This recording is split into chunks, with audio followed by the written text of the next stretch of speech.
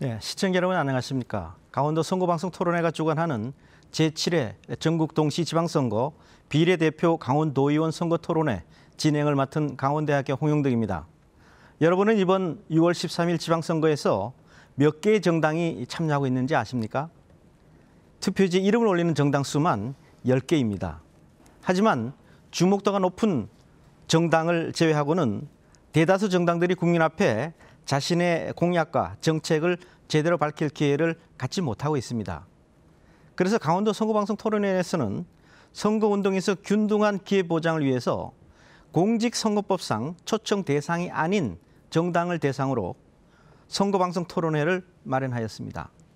먼저 각 정당을 대표하여 참석하신 토론자를 소개해드리겠습니다. 노동당 김진국 님입니다. 네, 반갑습니다. 노동당에서 나온 김진국입니다.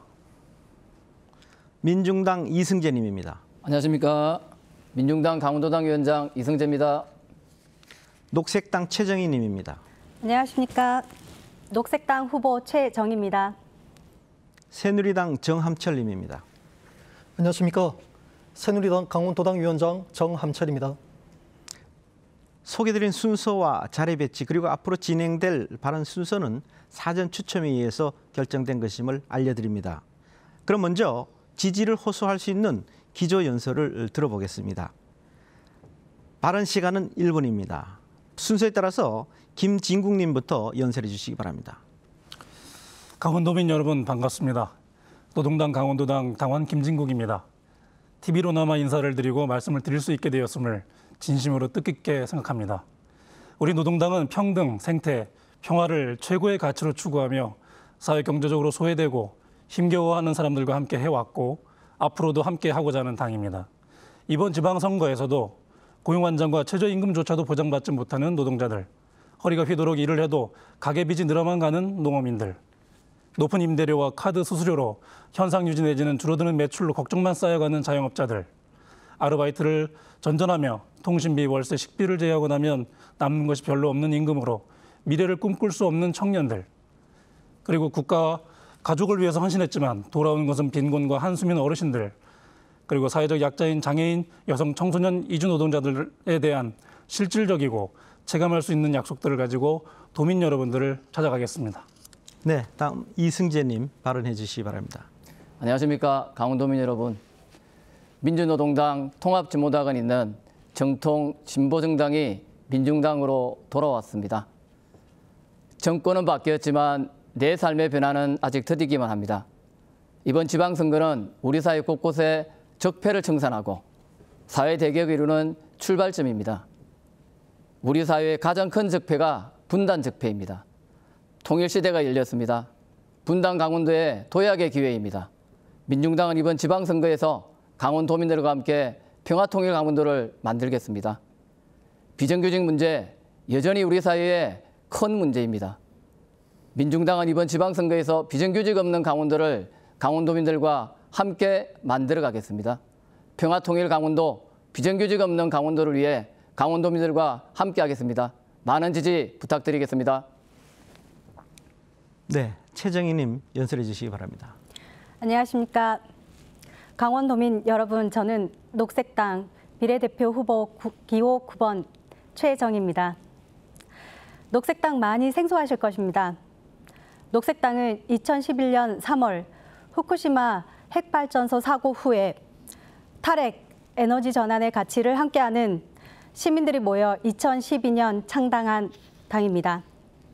기성 정치인들이 시민들의 삶의 문제, 생활의 문제 해결하기보다 자신들의 기득권을 지키는 데 급급하기에 시민들이 직접 문제를 해결하고자 만든 정당입니다. 오늘 후보자 토론회를 통해 녹색당이 시민의 목소리를 반영하는 풀뿌리 민주주의를 실현하며 기존 정치에 균열을 내고 새로운 답안을 보여주는 정당임을 여러분께 알려드리고자 이 자리에 나왔습니다. 녹색당 기억해 주십시오. 네, 정함철님 발언해 주시기 바랍니다. 존경하는 강원도민 여러분, 안녕하십니까. 작년 탄핵 전국에서 탄핵 무효를 외치던 국민들의 눈물이 결실이 되어 새롭게 창당된 태극기 애국신당 새누리당 강원도당 위원장 정함철입니다. 제2새누리당은 박근혜 대통령님의 조석관 석방과 정계 복귀를 위한 발판 마련을 목표로 당원이 주인된 정당으로 창당하였습니다. 이번 지방선거에 출마하는 각오는 현 문재인 정권이 추진하고 있는 대북 위장평화 공세에 온 국민이 여실히 속고 있는 실태를 더 이상 지켜볼 수만은 없어 강원도민 여러분의 무너진 안보의식을 다시 바로 세우기 위하여 횡성군의회 가선거구 기호 6번 박종윤 후보와 비례대표 강원도의회 의원 선거에 기호 10번 새누리당 진윤희 후보를 내게 되었습니다. 강원도민 여러분의 많은 지지와 격려를 부탁드립니다. 도의원 비례대표 투표용지에는 기호 10번 새누리당을 꼭 선택해 주십시오. 네, 네 당의 기조연설을 들어봤습니다. 그럼 본격적인 토론에 앞서 토론 방식에 대해서 잠시 설명을 드리도록 하겠습니다. 먼저 정해진 시간을 엄수해 주시고 만약 시간이 초과될 경우 마이크가 자동으로 꺼지고 카메라는 더 이상 비추지 않게 됩니다. 인신공격과 근거 없는 비방은 선거법에 위반되니 사회자 권한으로 제재하도록 하겠습니다. 무엇보다 토론의 전 과정이 TV를 통해서 유권자들에게 그대로 전달되는 점 유의하시고 각 당 대표분들께서는 발언 시간을 엄격하게 지켜주시고 공정한 토론에 임해 주실 것을 다시 한번 부탁드립니다. 먼저 각 정당의 공약에 대해서 알아보는 시간을 갖도록 하겠습니다. 무엇보다도 책임 정치와 정책 선거의 핵심이 바로 유권자와의 약속, 바로 공약이 아닐까 생각합니다. 그래서 이번에는 각 정당에서 유권자들에게 꼭 알리고 싶은 대표 공약 하나씩을 소개해 주시기 바랍니다. 발언 시간은 1분입니다. 이번에는 이승재님부터 답변해 주시기 바랍니다. 앞서 말씀드렸듯이 이번 지방선거는 우리 사회의 적폐를 청산하고 새로운 사회를 만드는 출발점입니다. 우리 사회의 가장 큰 적폐가 분단 적폐입니다. 지금도 여전히 분단의 기생에서 정치 생명을 이어가는 이런 정당들이 있습니다. 이런 정당들이 다시는 발붙일 수 없게끔 만드는 것이 또한 이번 지방선거에서 중요한 일이라고 생각을 합니다. 그래서 민중당 강원도당은 이번 지방선거에서 평화통일 강원도를 함께 만들어가고자 합니다. 구체적으로는 남북 강원도 공동도민체전 추진을 통해서 우리 남북 강원도 도민들부터 함께 교류하고 함께 만나서 남북 강원도가 먼저 통일하는 그런 강원도를 꼭 만들어 보고 싶습니다. 네, 최정희님 발언해 주시기 바랍니다. 네, 저희 녹색당 생태 가장 중시합니다. 탈핵 중시합니다. 강원도 더불어 우리 대한민국 더 이상 성장, 발전, 개발 얘기할 수 없습니다. 그 이전에 우리는 자연을 지키고 생명을 지켜야 합니다. 녹색당 탈핵 그리고 에너지 전환으로 강원도가 모든 전 지역에 에너지 전환하는 교두보가 될 수 있도록 하겠습니다. 그래서 도시의 녹지 그리고 자연 환경들을 시민의 공유지로 돌려드리겠습니다. 지금 남북 정상회담으로 평화의 기운이 감돌고 있습니다. 자연 환경 지켜서 그 평화의 길 에너지 전환으로 이어가겠습니다. 감사합니다. 네, 정함철님 발언해 주시기 바랍니다. 네, 공약 발표에 앞서 먼저 강원도민 여러분께 죄송하다는 말씀을 전합니다. 저희 태극애국신당 새누리당은 작년 4월 5일 창당 직후에 대통령 보궐선거에 참여했다가 선거 종료 직후에 불거진 당내 분쟁과 중앙당 창당 주역이었던 정광용 사무총장이 3.10 항쟁 폭력 집회 주최자로서의 책임을 물어 구속된 이후에 조원진 대선 후보의 분당 행위로 인해 중앙당 조직이 거의 와해되다시피 했습니다. 이번 지방선거에 전국 7개 시도당에서 유일하게 강원도당에서만 후보를 내게 되어 부득이하게 정당 공약사항을 구체적으로 정하지 못했습니다. 그래서 중앙선관위에 정당 10대 공약을 제시하지 못했고 이번 선거 비용마저 현저히 부족하여 비례 후보를 내고도 정당 공보물을 유권자 여러분께 보내지 못하는 점을 이 자리를 빌려 다시 한번 죄송하다는 말씀을 전합니다. 다만 한 가지 공약으로 제시한다면 현 문재인 정권이 국민의 양심을 철저히 기망하고 있는 실태를 드러내어 강원도민 여러분의 안보의식과 애국심을 일깨우는 것이 대표 공약입니다. 네, 김진국님 발언해 주시기 바랍니다. 예, 8가지의 주요 공약을 말씀드리겠습니다. 청년, 농어민을 위한 기본소득을 위해 조례 제정에 힘쓰겠습니다. 중소상공인과 자영업자 지원 방안을 마련하겠습니다. 비정규직 노동자들을 위한 지원센터 건립과 정규직화에 힘쓰겠습니다. 버스 공영제를 통해서 대중교통 체계를 혁신하고 운수 노동자들에 대한 처우 개선에 힘쓰겠습니다. 미세먼지 발생시키는 원주 쓰레기 발전소, 강릉 삼척 석탄 화력 발전소 건설을 백지화하겠습니다. 장애인에 대한 차별적 임금 폐지와 장애인 부양 의무제 폐지를 위해서 힘쓰겠습니다. 여성 안심기가 제도를 만들기 위해 유관기관과의 협력이 이루어지도록 하겠습니다. 골프장 사업을 공익사업이라는 명분으로 강행하고 있는 주민들의 생존권이 달려있는 문제, 토지강제 수용 문제 막아내겠습니다. 네, 네 분의 공약을 잘 들었습니다. 그럼 이번에는 후보자들의 공약에 대해서 심층적으로 알아보는 시간을 갖도록 하겠습니다. 진행 방식은 주도권을 가진 후보께서 진행을 하시면서 자유롭게 토론을 이어가시면 되겠습니다. 여기서 사회자인 제 역할은 없게 됩니다.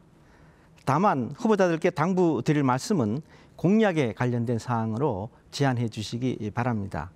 상대 후보가 충분히 답변을 할 수 있는 시간을 주시고 질문이 한 후보에게 집중되지 않도록 배려해 주시기 바랍니다. 그리고 상호 토론 시간이기 때문에 다른 후보에게 질문을 하지 않고 일방적으로 연설을 이어갈 경우 사회자인 제가 제지하도록 그렇게 하겠습니다. 시간은 후보자당 3분을 드리도록 하겠습니다. 순서에 따라서 최정희 님부터 주도권을 드리겠습니다. 시작하시기 바랍니다. 네, 새누리당 후보님께 여쭙고 싶습니다. 시간 부족과 그리고 여력 부족으로 인해서 공약을 발표 못했다고 하셨습니다. 내세우지 못했습니다. 그래서 실제로 선거관리위원회에 공약이 올라와 있지 않습니다. 그러다 보니까 실제 지금 토론하는데 이렇게 물을 수는 없는데요. 어쨌든 아까 말씀하셨던 부분이 있기 때문에 공약과 관련될 거라고 생각하고 질문합니다. 문재인 대통령이 지금 우리가 남북회담을 통해서 평화의 그런 길을 열어가고 있는데 그 부분이 도민을 속이고 호도하고 있다라고 얘기하시는데요. 어떤 점이 그렇다는 것입니까? 네, 한 가지만 제가 먼저 말씀드리겠습니다. 지금 그 북한 주민들의 어떤 인권 실태라든가 지금 그런 상황에 대해서는 이제 모든 전 세계가 다 알고 있는 사실입니다. 문재인 대통령조차도 왜 그걸 모를 리가 없지 않겠습니까? 그런데도 일체 이제 그런 문제에 대해서 언급함이 없이 막연한 어떤 통일에 대한 이제 그런 기대감을 계속 국민 앞에 얘기하는 것은 한마디로 국민들로 하여금 북한의 현실, 북한 주민들이 겪고 있는 현실에 대해서 잊게 만드는 그런 것이 아닌가라는 그런 우려 때문에 제가 말씀드리는 겁니다. 네, 실제로 그런 우려, 걱정 안 하셔도 된다고 생각합니다. 우리 모든 국민이 보셨다시피 화합하고 서로 지금 의를 하여서 핵발전소 파괴했습니다. 그죠? 물론 자료는 남아있지만 그런 걱정 안 하셔도 될 거라고 생각을 하고요. 그렇다면 지금 솔직히 말씀드리면 공약이 뭔지 알 수 없겠습니다. 어떤 게 공약인가요? 사실 이제 그 내부적 갖고 있는 공약은 여러 가지가 있습니다. 이제 공식적으로 정당 차원에서 이제 발표된 게 아니다 보니까 제가 말씀 못 드리고 있는 건데 사실 우리 지금 이제 언론 노조 같은 경우 있잖아요. 언론 노조가 있는데 언론 노조가 이제 국민 앞에 공정 방송을 이제 요청하는 이제 그런 그 호소를 여러 차례 했었습니다. 그런데 정작 그 언론 노조가 그 독자적인 노조가 아니라 민주노총이라는 이제 정치 집단의 어떤 산하단체로 가입되는 있다는 그 자체만으로도 사실 국민을 철저히 기망하는 그런 현실이라고 봅니다. 그래서 저희는 노동관계법을 이제 개정해서라도 최소한 이제 언론 노조와 그리고 정교조, 전공노만큼은 상위 단체 이제 민노총이나 한국노총에 가입하지 못하게 그리고 독자 노조로서 이제 독립적인 그런 이제 노조 활동을 할 수 있게끔 이제 그런 잘못된 점을 하나씩 바로 잡아 나가는 것 이제 그런 것들이 저희가 공약 중 하나이기도 합니다. 네, 알겠습니다. 네, 좀 더 선명한 공약 있었으면 좋겠고요. 네, 저는 시간 이만큼 쓰겠습니다. 네. 그럼 다음은 정함철님께 주도권을 드리겠습니다. 역시 3분입니다. 시작해 주시기 바랍니다. 녹색당 최정희 후보님께 질문드리겠습니다. 그 녹색당 이제 10대 공약 중에 보니까 세 번째에 성평등한 사회를 만들기 위한 공공정책을 수립하겠다는 공약 중에 낙태죄를 강력하게 폐지한다. 그리고 퀴어 문화 동성애 축제죠. 공식 후원 및 참가라는 제안이 있던데 저출산 문제가 국가 문제로 대두되고 있는 가운데에 동성 간의 참된 사랑인 우정이라는 가치가 성적 쾌락의 대상인 동성애로 왜곡되어서 저출산의 늪으로 더 빠져들 가능성이 농후한데 건강한 가정을 통한 출산 장려 문제와 대치되는 공약은 아닌지 답변 부탁드리겠습니다. 네, 동성애를 무엇인가 정상적이지 않다, 비정상적으로 본다는 것 자체에서 문제가 있다고 봅니다. 그들은 선택한 것이 아니라 그들이 그렇게 자연적인 그러한 성적 지향을 가지고 있는 것에서 다른 관점으로 보시는 것 같습니다. 저희 녹색당 존재하는 그 모든 생명들이 가지고 있는 그 본질 정체성 인정합니다. 그리고 낙태죄 얘기하셨습니다. 여성들이 낙태하게 되는 그런 이유들, 과연 여성이 생명을 존중하지 않기 때문입니까? 가정을 유지하지 않으려고 하는 그런 자세입니까? 이 문제에서는 도덕적으로 지탄받을 수 있으나 여성이 낙태를 하겠다, 생명을 지우겠다 이런 것을 사법적으로 처리하는 국가의 그런 폭력적인 상황 거부하고 있습니다. 낙태죄 폐지, 녹색당 끝까지 같이 하겠습니다. 네, 물론입니다. 그 낙태죄 문제는 여성만의 문제가 절대 아니죠. 남자의 책임이 더 크다고 저도 인정하고요. 그리고 동성 간의 이제 우정이라는 가치가 상실됐다는 것에 대해서 참 안타깝게 생각합니다. 그 다음으로 노동당 그 김진국님께 질문드립니다. 그 10대 공약 중에 5번째 최저임금 사각지대 해소와 제대로 된 최저임금 1만 원 시대 공약을 살펴보면 최저임금을 무조건 1만 원을 올리면 상식적으로 물가도 따라 올라갈 텐데 결국 그리 되면 서민들만 더 힘들어질 건 뻔하고 공약 내용에 최저임금을 올리는 만큼 물가 상승을 억제하려는 대책은 전무하더라고요. 그에 대해서 어떤 대책이 있다면 좀 제시를 부탁드리고 6번째 공약인 차별과 배제 없는 공공부문 비정규직의 비정규직화라는 내용 중에 기간제 교사의 정규직화가 있던데 정규직에서 취업이 그만큼 어려운 시기에 비정규직인 걸 알면서 쉽게 채용되는 사람이 노조만 결성해서 으쌰으쌰 데모만 하면 정규직이 되는 실태, 바로 그게 또 다른 차별이 아닌가 생각되거든요. 그에 대한 입장을 좀 부탁드리겠습니다. 예, 그 최저임금 이야기가 나올 때마다 단골로 나오는 얘기가 바로 물가 인상 이야기입니다.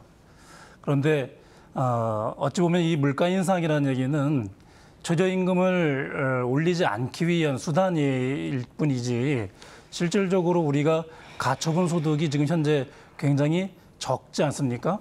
이 가처분 소득을 늘리고 소득주도로 늘리고 하는 과정이 중요합니다. 네, 제한된 시간이 지났기 때문에 다음 순서로 진행하겠습니다. 다음은 김진국 의원님 주도권을 드리겠습니다. 네. 3분간 발언해 주시기 바랍니다. 예, 먼저 우리 녹색당 또 우리 민중당 그 토론자 분들께서 말씀하신 탈핵과 그리고 그 평화통일 구축 또 평화 구축 이 문제에 대해서는 이 노동당에서도 아주 적극적으로 지지를 표합니다.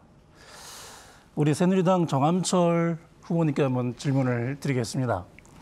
지금 이제 말씀을 아까 하는 걸 쭉 듣다 보니까 박근혜 대통령 탄핵에 대해서는 아직까지 부정하고 싶으신 그런 게 느껴졌는데요. 2016년 말부터 수차례 걸친 촛불 집회에서 연인원 약 2천여만 명이 참여하였습니다. 이 흐름은 매우 거대한 흐름이라고 생각이 드는데요. 이 흐름에 대해서는 어떻게 생각하시는지 좀 의견을 듣고 싶습니다. 네, 물론입니다. 저는 사실 이제 2004년도 박근혜 사랑하는 모임 박사모 창립 멤버이기도 합니다. 그래서 누구보다도 박근혜 대통령에 대한 애정이 각별하다고 봐도 과언은 아니겠죠. 그런데 지난번 탄핵 정군 사태에서 벌어졌던 최순실 관련 내용을 보면서 가장 솔직히 실망했던 사람들이 저와 같은 사람들일 겁니다. 오히려 이제 박근혜 대통령을 끝까지 비난했던 사람들은 오히려 그 최순실 사태를 또 호기로 환영하지 않았을까 싶거든요. 정말 실망했던 우리는 결국 박근혜 대통령 우리 국민들 향해서 철저하게 사과를 하셨습니다. 눈물로서 용서를 구했고 그리고 스스로 임기까지 단축시키겠다고 국회의 그 결정을 기다리겠다까지 얘기하신 분입니다. 그런데 지금 언론에서는 철저하게 박근혜 대통령이 그 사과 발언이라든가 이런 걸 철저하게 은폐를 했고 마치 박근혜 대통령이 스스로 자기가 뭘 잘못인지 모른다는 식으로 이런 식으로 언론 계속 몰아갔거든요. 그게 전 너무나 안타깝다는 거고 지금 박근혜 대통령이 지금 또 여성 대통령 물론 이제 뭐 여성이라는 이유로 뭐 잘못에 대해서 뭐 면피된다고 할 수는 없겠죠. 하지만 지금 그 고령의 연세에 그 24년형인가요?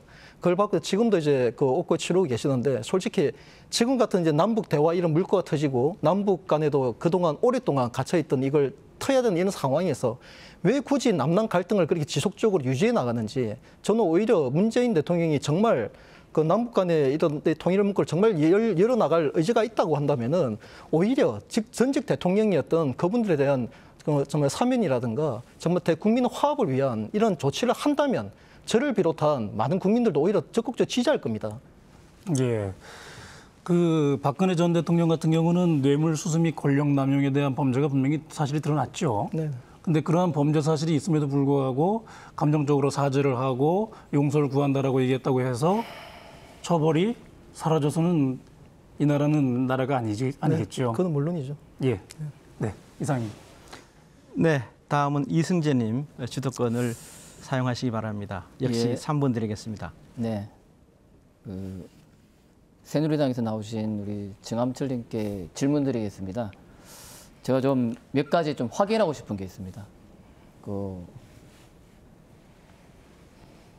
제가 원주에서도 우리 정암철 우리 위원장님 자주 뵙기도 했는데요. 그 기억이 그렇게 썩 좋지 않습니다. 제가 한 가지 묻겠습니다. 지금 서북청년단 대변인 지금도 맡고 계십니까? 네, 그렇습니다. 서북청년단이 지난 해방전국 때 반공 우익 테러로 악명을 떨쳤던 그런 단체들입니다. 이 단체를 다시 재건해서 지난 박근혜 정권 때 종북 폭력을 행사했던 이런 단체 대변인을 맡고 있다는 거 우리 이 방송을 보고 계시는 우리 강원도민 여러분들께서 새누리당에 대한 제대로 된 판단 해주시기 바랍니다. 또 한 가지 묻겠습니다. 지난 세월호 우리 참사 때 우리 정암철 그 위원장님이 원주에서 세월호 원주 천막 플랑을 훼손했습니다. 엄연한 사실입니다. 그리고 서울 광화문 세월호 천막을 강제로 철거하려고 한 시도를 한 것도 언론 보도에 나와 있습니다. 그리고 공무원 노조 농성장에 게시되어 있던 플랑을 강제로 철거하는, 훼손하는 그런 행동을 했습니다. 지금도 당시에 행동이 정당했다라고 생각하십니까?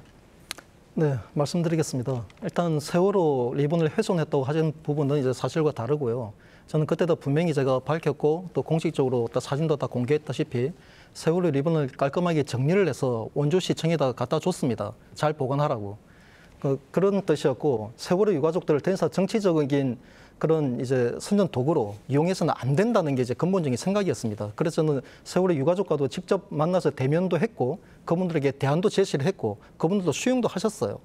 그렇게 저도 많은 노력을 해왔던 부분이 있다는 걸 말씀드리고 싶고 서북 청년단에 대해서는 사실 저 지금 현재 제가 구국 결사대장도 같이 맡고 있습니다. 근데 너무나 안타까운 게 우리 대한민국 근현대사가 너무나 심각하게 왜곡되어 있습니다. 너무 그 좌편향적인 일방적인 그 왜곡된 정보들만 우리 아이들에게 이제 주입되다시피 되다 보니까 서북 청년은 마치 테러 집단으로 그 모사하고 있는데 절대 그렇지 않습니다. 정말 역사를 제대로 알고 그때 시대 상황을 정확하게 조명을 한다면 정말 존경받아야 될 분이 바로 서북청년단 과거 선배들이었고 대한민국 건국의 1등 공신이었고 절대 잊어서는 안 되는 그런 분이라고 저는. 네, 제한된 시간이 지나서 계속 다음 순서 진행하도록 하겠습니다. 이번에는 공통 질문 하나 드리겠습니다. 저출산 고령화로 인한 인구 감소 문제입니다.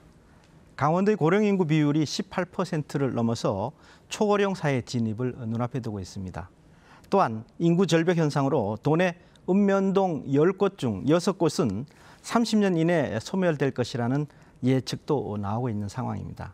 저출산 고령화로 인한 인구 감소 대책과 고령화 저출산에 따른 강원도민 복지 체계는 어떻게 가져가야 된다고 생각하시는지 말씀해 주시기 바랍니다. 발언 시간은 1분입니다. 순서에 의해서 정함철 님부터 답변하시기 바랍니다. 네, 현재 여당을 비롯한 대표 야당에서는 국민 혈세만 낭비하는 실효성 없는 정책들을 남발하고 있습니다. 그러나 저희 새누리당에서는 저출산 고령화로 인한 인구 감소 문제에 대하여 근본적인 대책을 제시하고자 합니다. 우선 저출산 문제를 해소하기 위해 출산 장려금을 지원하는 대표적인 혈세 낭비 정책은 즉각 폐기하고, 젊은 남녀가 출산을 기피하는 핵심 이유가 우리 사회에 만연한 음란 문화 확산에 따른 성윤리 파괴와 가정윤리 파괴로 인해 동성애 확산과 낙태 등 생명 경시 풍조가 만연한 것이 출산 기피의 근본 원인임을 자각해야 하며, 이를 타개하기 위해서는 모든 종교단체와 종교인들이 앞장서서 음란 문화 확산을 막고 가정윤리와 성윤리 회복을 위해 모든 국민이 함께 앞장서야 할 것입니다. 그리고 강원도민 복지에 대한 문제는 통일 문제가 가시화되고 있는 시점에서 근본적인 제고와 범도민적인 협조가 필요합니다. 통일 이후의 비용과 상황을 감안한다면 현재 무분별한 혈세 낭비 성격의 복지 정책은 과감하게 폐지되어야 할 것입니다. 네, 다음 김진국 님 발언해 주시기 바랍니다. 예. 사회자께서도 말씀하셨듯이 20%가 65세 이상 인구가 20% 넘는 초고령 사회가 약 2020년도에는 도래할 수가 있습니다.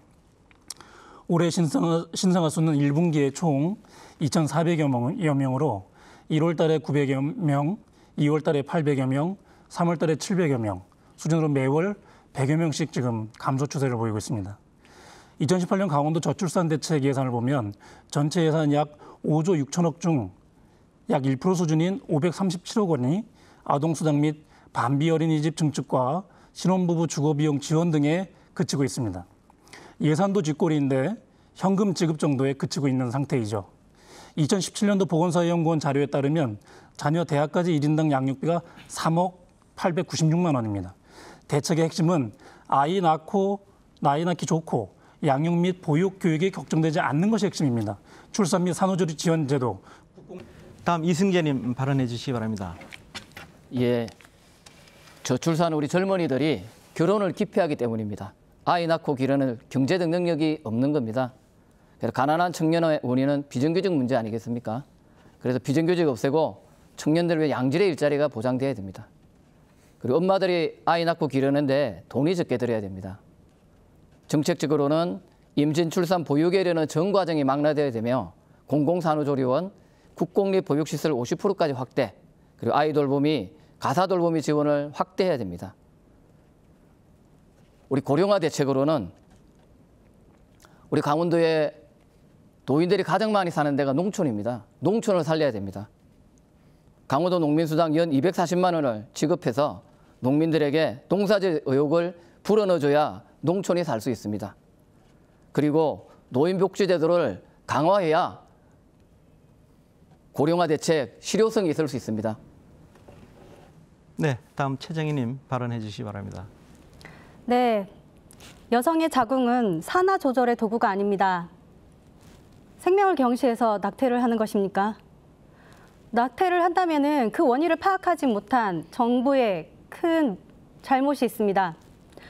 저출산의 원인 요소 많습니다. 소득 1, 결혼해서 가구 소득의 양극화 심합니다. 일자리의 질 저하가 있습니다. 비혼 만원의 증가, 그리고 남성 중심의 결혼과 가정 문화 등이 지적됩니다. 이를 해결하기 위해서는 사회보장제도, 가족 형태의 다양성 인정, 성평등, 노동시장이 선행되어야 근본적인 해결을 할 수 있습니다. 그리고 아이를 키우기 위해서는 지역의 공동체가 살아나야 합니다. 복지 사각지대를 줄이기 위해서는 보편적 복지가 이루어져야 합니다. 그리고 어르신들이 요양병원에서 그냥 죽어가는 날만 기다리는 것이 아니라 가족과 함께 죽을 수 있도록 사회 복지 가버넌스를 마련해야 합니다. 네, 제한된 시간 지났기 때문에 다음 순서 진행하겠습니다. 이번에는 서로 자유롭게 토론할 수 있는 상호 토론 시간을 드리도록 하겠습니다. 진행 방식은 네 분에게 돌아가면서 주도권을 드리겠는데요. 이번에는 주도권을 가진 분께서 진행을 하시면서 자유롭게 토론을 이어가시면 됩니다. 여기서 사회자의 역할은 없게 됩니다. 다만 당부드릴 말씀은 상대방이 충분히 답변할 수 있는 시간을 주시고 질문이 한 분에게 집중되지 않도록 고루 안배하여 주시기 바랍니다. 그리고 상호 토론 시간이기 때문에 다른 분에게 질문을 하지 않고 일방적으로 연설을 이어갈 경우에 사회자인 제가 제재를 하도록 하겠습니다. 시간은 2분 30초 드리겠습니다.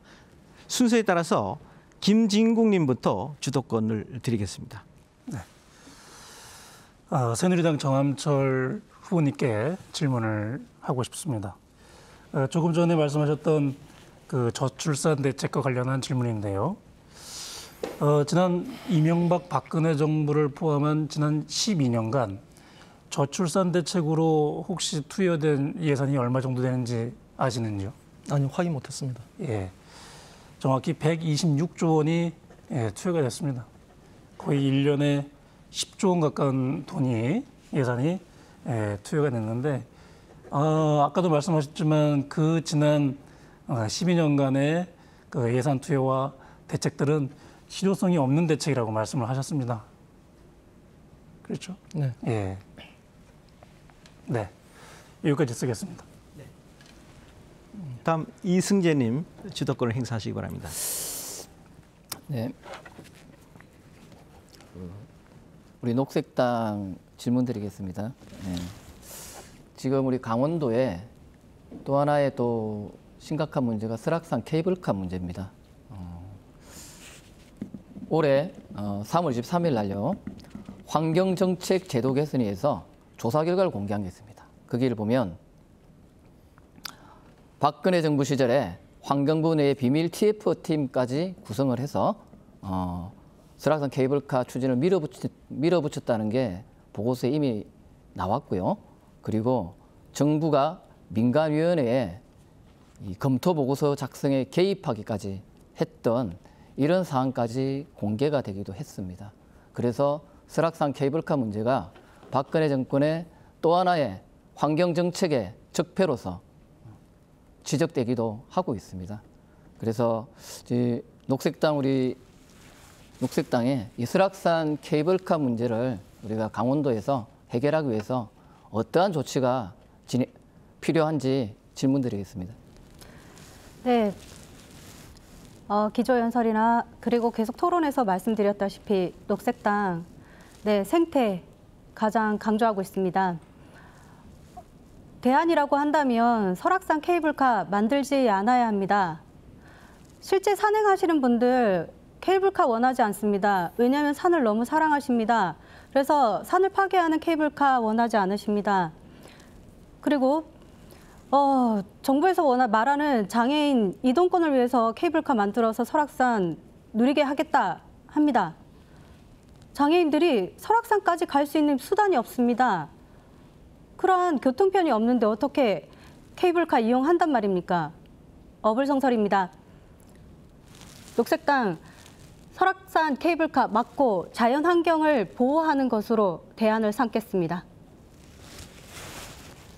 감사합니다. 네, 이걸로. 네. 그럼 다음 최정희님 주도권을 행사하시기 바랍니다. 네. 새누리당 후보님께 후보가 아니라 대담자님이시죠. 예, 여쭙고 싶습니다. 지금 계속 말씀하시는 게 여성은 생명을 존중하지 않고 낙태를 한다. 또 젊은이들은 문란한 선생활을 한다라고 얘기하고 있습니다. 그러한 근거는 어디에서 오는 것입니까? 사실 우리가 조금만 주위를 돌아보면은 정말 심각합니다. 사실 그거는 방송에서 이제 말씀드리기 그렇기도 하지만 저도 사실은 예외는 아닙니다. 이 음란 문화가 지금 우리 사회 청소년들까지도 무분별하게 이제 확산이 되다 보니까 아이들 성에 대한 관념이 심각하게 무너져 있어요. 아까 말씀드렸지만 그 여성의 어떤 낙태 문제 절대 여성만 책임이 아니죠. 남자의 책임이 더 큽니다. 그러니까 남녀 간의 성윤리라든가 어떤 가정윤리가 무너지다 보니까 한낱 이제 이런 어떤 쾌락에 그런 집중이 되다 보니까 이건 낙태 문제도 발생하게 되고 그로 인한 어떤 저출산 문제도 발생하게 되고 이거는 사회 근본적인 문제거든요. 그래서 많은 지금 요즘 미투 운동도 많이 벌어지고 있잖아요. 이것도 사실 법관이라고 예외가 있습니까? 이건 우리 사회 모두가 모든 구성원들이 함께 노력을 해가지고 우리 사회에 정말 무너져 있는 성윤리라든가 가족윤리를 우리가 회복시키지 않으면은 근본적인 문제가 저는 해결이 안 된다고 봅니다. 그렇다면 새누리당에서는 그러한 문제들이 실제로는 개인의 도덕적인 문제들이 크다라고 보시는 거네요. 그런 사회적 구조에서는 그럼 성윤리 하나에만 꽂혀서 얘기를 하시는 겁니다. 그죠? 아니죠. 그 개인의 어떤 도덕적인 기준으로 보기에는 지금 사실은 우리가 정책상에도 여러 가지 정말 문제가 많아요. 이게 뭐 여러 가지 그 뭐라고 뭐 집장촌이라죠. 집장촌을 뭐 폐지한다는 이런 얘기를 많이 하면서 정작에 지금은 알다시피 뭐 휴대폰이라든가 어떤 이런 이제 그 뭐 사이버 시대가 되다 보니까 그 과거에는 정말 이제 부끄러움을 알면서 이제 찾아가던 이런 행위가 지금은 무분별하게 그 가정까지 침투해 돼 있고 그런 과정들을 쉽게 말하면 거대 통신사라든가 거기서 뭐 그 새로운 포주 역할이죠. 거기서 통신 요금을 대납해주면서 이제 많은 이제 국민들로 하여금 노출되다 보니까 이게 단순한 어떤 개인의 도덕적인 문제가 벗어나고 우리 사회적인 근본적인 문제라는 저는 봅니다. 물론 우리나라뿐만이 아니라 전 세계적인 문제이기도 하겠죠. 네, 알겠습니다. 여기까지 듣겠습니다. 네, 다음은 정함철님 기회를 드리겠습니다. 네, 저는 그 민중당 이성재 대표님께 질문하고 싶습니다. 저는 그 민주주의 사회는 보수와 진보 진영의 가치가 균형을 이룰 때 건강한 민주 사회가 유지될 수 있다고 생각합니다. 그런데 그 진보와 보수 진영이 경제관이나 사회관에서 보면은 모든 분야에서 이제 각자의 몫을 감당하고 있습니다. 그런데 유독 대북 관계나 통일 관계에서만큼은 보수와 진보 진영이 서로 뒤바뀌어 있습니다. 이거는 정말 심각한 문제라고 보는데요. 먼저 이제 사실은 이제 그 북한 문제만 하더라도 북한 경제 개발이나 이거 모든 게 다 통일 비용이거든요. 북한 경제 개발이나 북한 주민들 먹고 사는 문제에 대해서는 솔직히 경험이 있는 새마을 운동으로 한강의 기적을 일으켰던 경험이 있는 보수 진영에서 구체적인 대안을 제시하고 해야 되는 게 원래 정상적입니다. 그런데 올해 반면에 또 북한의 인권이라든가 북한 민주화 문제, 북한 3대 독재 심각하잖아요. 박정희 대통령의 독재에 대해서 그렇게 비난하던 이제 많은 진보 진영 관계자들이 유독 이제 김정은의 어떤 3대 독재 체제에 대해서는 한마디도 비난하는 걸 못 봤습니다. 이런 측면에서 본다면 먼저 물론 이제 저희 새누리당은 보수 진영이 북한과 관련해 대북 관계에 있어서 정말 우리가 할 수 있는 일, 전문적으로 할 수 있는 일을 하게끔 제가 여론을 만들어 갈 테니 민중당이 그래도 이 진보 진영의 대표적인 정당에서 보기 때문에 거기서 북한 인권 문제와 그러니까 북한 민주화 운동 문제에 대해서 좀 적극적으로 나설 그런 의향은 없으신지 좀 답변 좀 부탁드리겠습니다. 그간 저희 민중당, 민주노동당, 통합진보당 18년 동안 진보정당 활동 중에 가장 또 남북하여 협력을 위해서 가장 많이 애쓴 정당이기도 합니다. 이번에 양성태 대법원장이 지난 박근혜 정권 때 정권과 결탁해서 통합진보당을 강제로 해산시키는데 야합했던 그런 사실까지 지금 밝혀지기도 했습니다. 그래서 이만큼 저희 통합진보당, 민주노동당, 이어가는 민중당이 평화통일의 문제에 있어서 그 어느 정당보다도 열심히 활동했기 때문에 그만한 분단의 피해자로서 많은 고통을 겪었다고 생각을 합니다. 그래서 이북의 문제는 저는 남북관계 특수한 면이 있다고 생각을 합니다. 그래서 이북의 인권의 문제, 그리고 이북의 3대 세습의 문제, 이런 문제에 대해서는 우리가 정당으로서 공당답게 조심스럽게 접근해야 된다고 생각합니다. 네, 어느덧 토론을 마칠 시간이 됐습니다. 끝으로 못한 의견을 보충하거나 유권자들에게 지지를 호소할 수 있는 마무리 연설 시간을 드리도록 하겠습니다. 순서에 의해서 이승재님부터 마무리 연설해 주시기 바랍니다. 시간은 1분 드리겠습니다. 예, 강원도민 여러분, 이번 6.13 지방선거는 우리 사회의 적폐를 청산하고 새로운 우리 사회를 만드는 출발점입니다. 앞서 말씀드렸듯이 정권은 바뀌었지만 아직 우리 삶의 구체적인 변화까지는 더디게 진행되고 있습니다.